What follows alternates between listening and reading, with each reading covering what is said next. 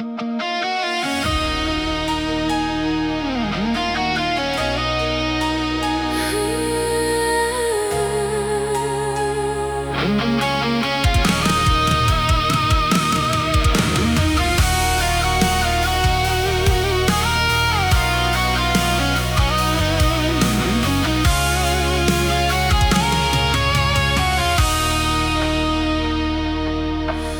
มื่อเรารักกันแล้วจงรักษาไว้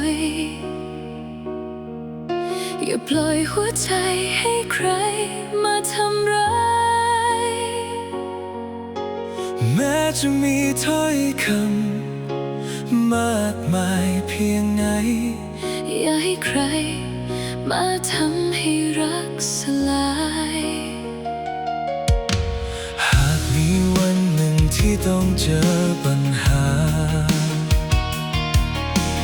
หากมีน้ำตาไหลมาเพราะเรื่องใดขอเพียงเราสองยังเชื่อใจ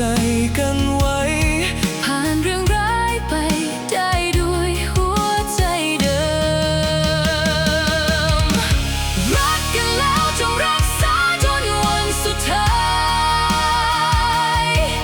อย่าให้คำคนมากมายทำใจเปลี่ยนไปจับมือกันไว้เมื่อวันที่หวั่นไหวเพราะหัวใจเราเท่านั้นที่รู้ดี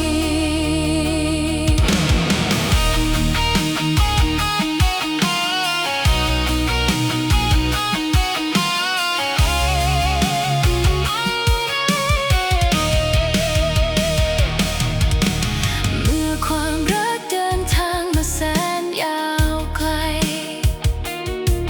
อาจต้องเจอเรื่องราวมากมายเข้ามาแต่ถ้าเรายังไม่ยอมปล่อยมือกันทุกคืนวันนั้นจะมีความหมาย